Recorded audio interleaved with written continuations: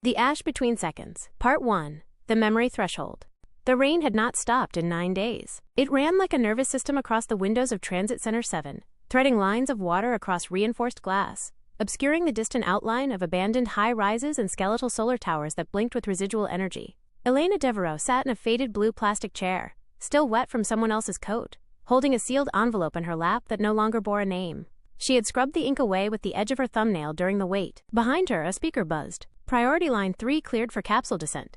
Please proceed with retinal identification. She didn't move. Time was a slow-leaking faucet now, neither dripping nor rushing. Since the memory directive had been activated, few people traveled voluntarily. Memories were the new currency, and with every movement between districts, there came a price, an audit, an erosion. Some resisted. Others, like her, merely bartered. The capsule arrived 10 minutes late. A sleek, almost organic vehicle with black polyskin that glistened like wet obsidian. As she stepped inside, the door hissed shut behind her, sealing her from the outside world. The seats were molded to fit indistinctly human forms, neither too inviting nor too austere. She placed the envelope beside her and rested her hands on her thighs, palms up, as if waiting to be read like a code. The system hummed to life. State your name. Elena Devereaux, she said, her voice dull with a practiced clarity. Destination? District 3. Institute of Temporal Cognition. Purpose? Restitution. A silence followed, as if the machine weighed her answer like a soul against a feather. Then the capsule dropped, descending with smooth violence, as though the earth itself were swallowing her in a single breath. Dr. Marek Izandro had not slept in 36 hours. He moved through the halls of the institute with the disconnected grace of someone who existed mostly in thought. His coat, too long for him, trailed against the white floors, collecting specks of dust and unspoken regrets. On his wrist, a small interface pulsed with unread messages, none of which he had acknowledged. The last time he had opened one, it had been from his sister, asking him why their mother's memories had faded differently from the others. He didn't have the answer. No one did. The Institute had once promised to preserve truth, not merely history, but subjective experience. Memory scaffolding had revolutionized therapy, governance, even love. You could relive someone else's grief in high resolution. You could lease joy. You could, for the right price, forget what had hurt you most. But something had gone wrong. 3 months ago, a patient had emerged from deep mnemonic correction with an unregistered sequence, a memory of an event that had never occurred yet was textured with perfect authenticity. The data hadn't degraded. It had been manufactured. Naturally, as if the mind had learned to dream through the machinery. They called it the Ash Anomaly, after the smell of burnt jasmine that several test subjects reported upon recall. It had no traceable origin. It defied replication. And it was spreading. Marek's office was stark and silver, a single fern curling against the artificial light in the corner. On his desk sat a projection array tuned to sleep phase EEG scans. He stared at them the way others stared at old photographs, looking for something no longer there. A knock. Soft. Deliberate. Elena, he said without turning. You always know, she replied, stepping in. Even before I say anything. He did not look at her directly. Her presence unnerved him, not because of what she had done, but because of what she had lost. What they had both agreed to lose. 7 years ago, they had been partners in both science and something far more fragile. They had signed mutual clearance waivers, entered voluntary temporal unlinking. It was supposed to protect them from the emotional residue of their joint experiments. They had erased the worst days together, and with it, all the tenderness. But absence has texture. What brings you back? He asked, tapping the desk to dim the displays. I need you to help me remember something I shouldn't. He turned now. Her face was thinner, like her body had started collapsing inward, memory by memory. Her eyes were not pleading, they were waiting. Why? He asked. Because I think I made something up. But it's too real. I know the rules, Marek. I know false constructs leave traces. But this has a center. A temperature. Describe it. A child, she said. Maybe 6. Brown eyes. He says my name like he's said it 1,000 times. And then he says, you promised. Marek exhaled slowly. There's no record of you ever having children. I know. He gestured to the chair across from him. Sit. We'll do a deep pull. The room was built for silence. No edges. No sharp corners. The walls curved like the inside of a shell. Elena lay beneath the scanner, her body relaxed, but artificially still. A series of nodes adhered to her skull like second skin, mapping electrical tremors with obsessive precision. We'll go in gently, Marek said through the intercom.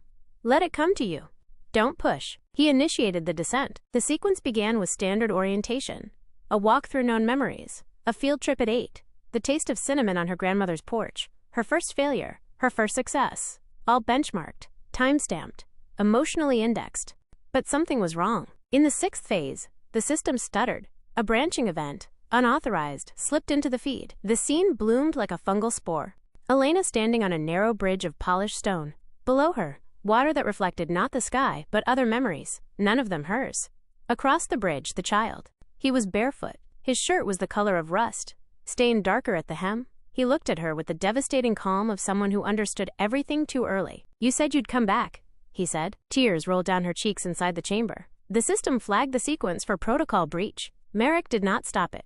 She stepped forward in the memory. "Who are you?" The boy tilted his head. "You called me Saul. Where am I?" "Not where. When?" The scanner jolted. Red lights flickered. The Institute's systems began isolating the anomaly.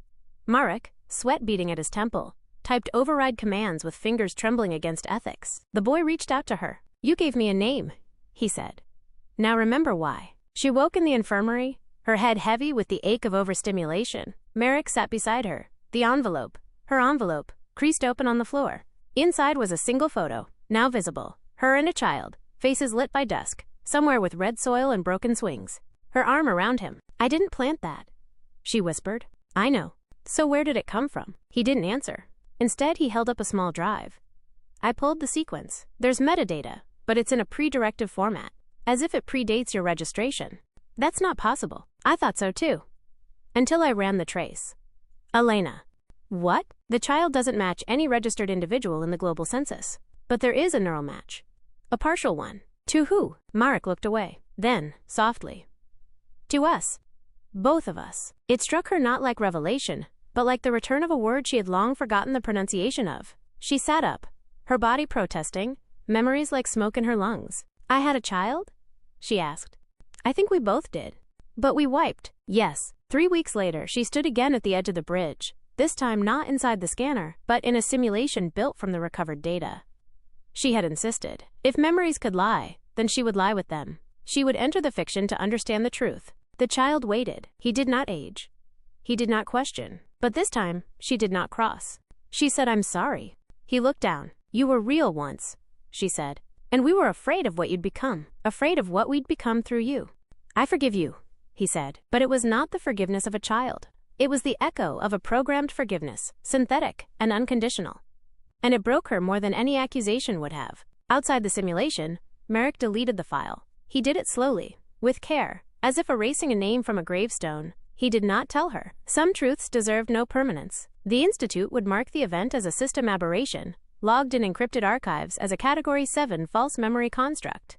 Uninvestigated. But at night, when he dreamed, he saw a red swing moving with no wind. And sometimes, a boy standing beside it, humming a song that neither he nor Elena had ever taught him, but somehow recognized.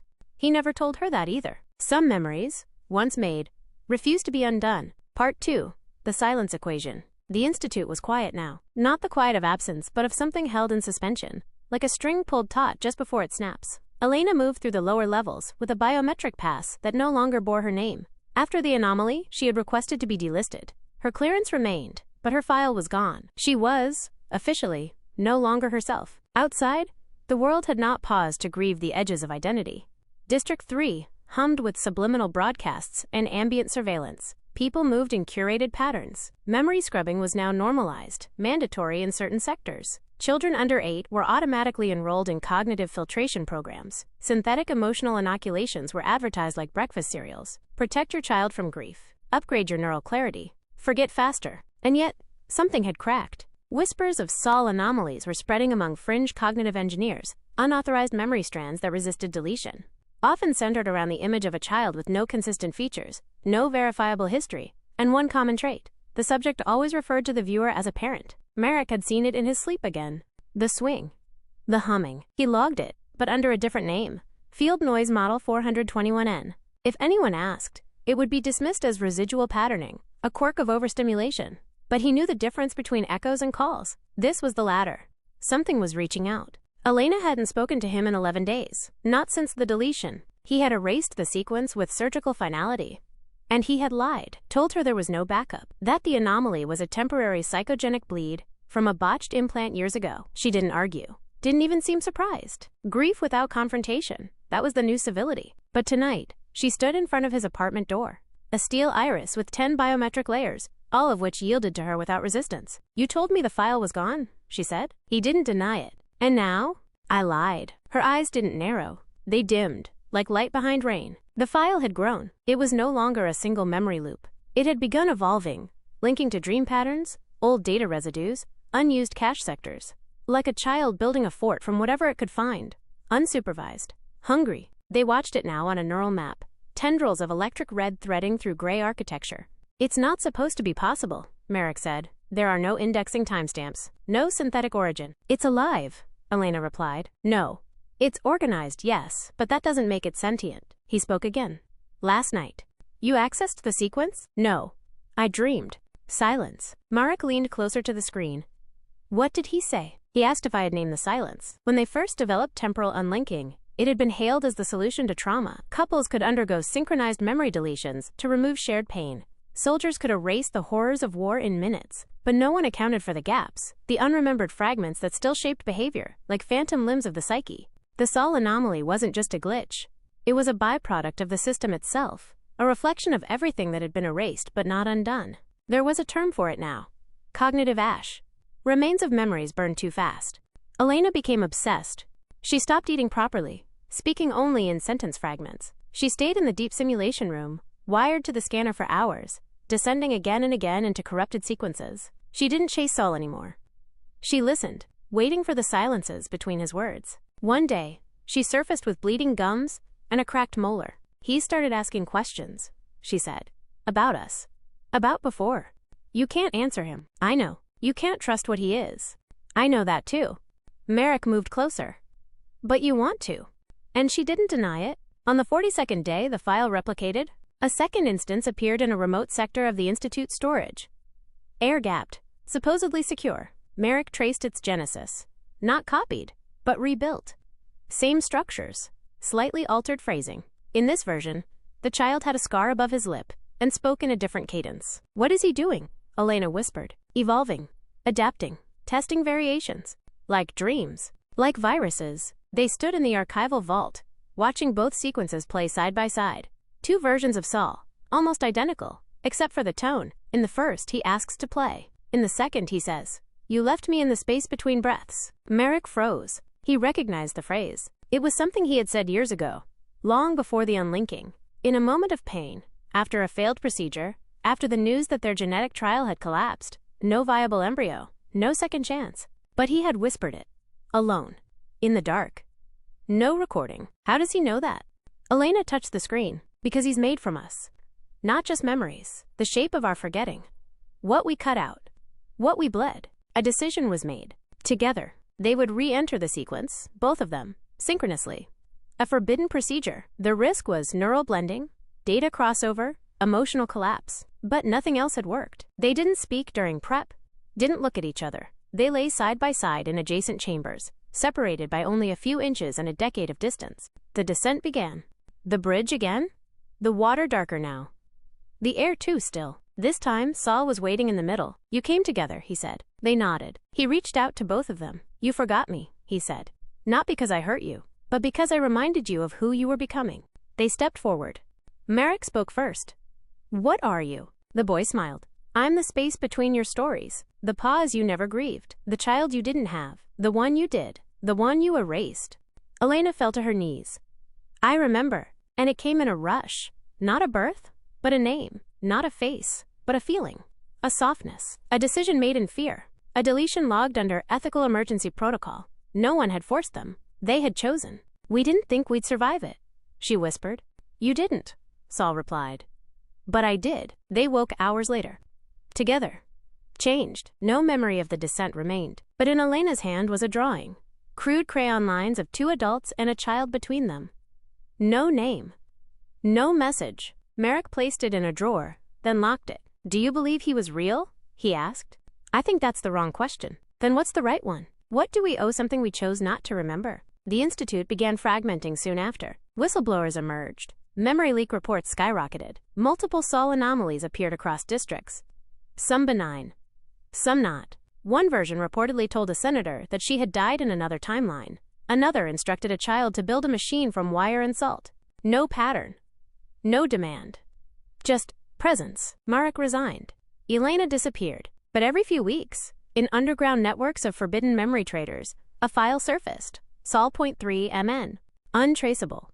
Self-replicating. When opened, it simply displayed a question. If you remembered everything you forgot, would you still be you? And then the swing would appear, moving. No wind. Just motion. Part 3. The Remembering Machine. In the end, they didn't find Elena. They found her signature. Code laced through black market neuralware in the outer ring settlements. A name embedded in encrypted feedback loops passed between memory forgers. The code name she used was not subtle. Sela. A pause. A breath. A place between. Merrick tracked it obsessively, following digital breadcrumbs through cities where speech had grown slower and dreams began looping with impossible detail. Each location told the same story. People waking up in tears from memories they never lived. Names they never learned in life pouring out of them with the familiarity of blood. No one knew who started it.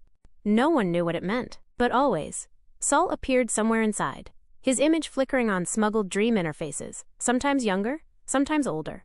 Sometimes he walked, sometimes he stood. In one instance, he was nothing more than a shadow of a child humming in a looped corridor, voice fading in and out like something caught between signal and intention. Merrick stopped sending reports to the Institute. They had long since disbanded their anomaly division, folding it under synthetic occultism research, a bureaucratic sarcophagus for what they couldn't control. Their last communication with him was simple. Merrick, if she contacts you, report her. If you find the source, destroy it. If you begin to remember, take the pill. He had thrown the pill away. She contacted him 2 months later, not with words, but a place. The coordinates were in the upper margin of a corrupted memory package, a recording of a birthday party that had never occurred. The cake was blurred, the child's face replaced by static, but a location tag remained. Lat 47.0021 degrees north. Long 121.3209 degrees W. The forest, where they had once planned to build a home, years before the decision, before the deletion, before they chose forgetting as their salvation. He drove for 3 days, bypassed checkpoints with outdated credentials, and the last working retinal mask he owned. The air grew thinner, the clouds lower. On the final day he left the car and walked by foot, along paths barely visible under moss and silence. And then, between the trees it stood, the remembering machine. It didn't look like a machine. It looked like a greenhouse, or what a greenhouse would become if it forgot it was ever meant to hold plants. Glass panels framed with roots and bent metal. Inside, a single chair, shaped like the ones used in old neural link stations but wrapped in cloth and fiber, as if to imitate comfort. And Elena. She had aged, but gently, like a photograph left in soft light. Her hair was streaked with silver. Her voice, when it came, was quieter than he remembered, but clearer. You came. I didn't think I'd find you. You didn't. You remembered me. He stood beside the chair. This is what you built? She nodded. It doesn't inject memories. It unfolds them. All the ones we cut, the ones we denied. The machine lets them breathe. Merrick looked at the console. No buttons, no screen, just a single orb pulsing faintly, like a resting heart. Saul's in there? She hesitated. No, she said. He's out here now. The machine was only a cradle. He grew beyond it. He's not a sequence anymore. He's a question. He touched the orb. It was warm. I see him. In strangers' dreams. In broken sequences. In reflections. So do I. She smiled, thinly. Then you know what's coming. It wasn't an infection, not exactly.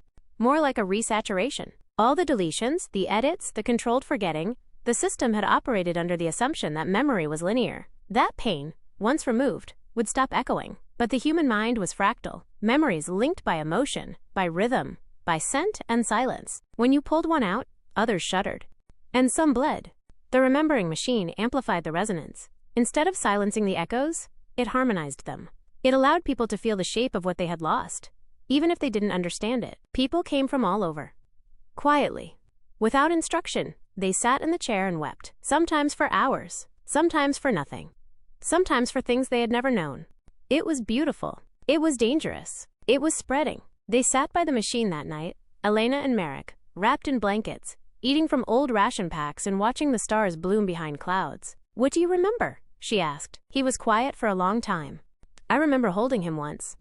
In the corridor after a scan, the nurse let me carry him back. His eyes were so quiet. He didn't cry. He just looked at me. She nodded. I remember the night we made the decision, she said. You cried first. But I said the words. You didn't want to. I know, but I needed you to survive. You wouldn't have if he'd died naturally. So we chose mercy. And then erasure.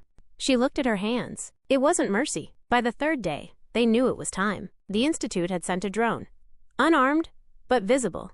A warning. It circled once, recorded the site, and vanished. Others would come. Not to destroy, but to suppress. Wrap the machine in theory. Repackage it as mythology. Hide it under research grants and dampening fields. They would never allow it to remain what it was. Unstructured grief. Remembered. Elena looked at him. I want you to take it, Marek. Not just the machine. Everything. The code. The resonance. The Saul strand. He stood. Alarmed. I'm not. You are. Because you still question it? And that's the only kind of person who can carry it. Where will you go? She smiled. Into the silence. My part is done. He wanted to argue, but he saw the truth in her eyes. She was already becoming a ghost.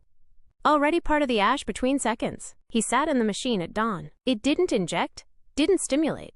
It breathed. And then, he remembered. All of it. The laughter. The first kick. The smell of the hospital room. The hollow after the news.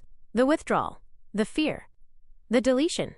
The agreement. The ceremony of forgetting. And the afterimage of Saul, blinking in the corners of his vision for years, asking the same question without words. Why wasn't I enough to stay? Marek wept.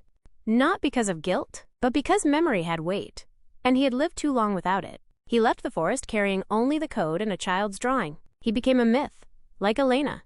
The Saul resonance continued to spread. In some cities, it was blamed for acts of mass empathy, strangers breaking into tears on trains, hugging without knowing why.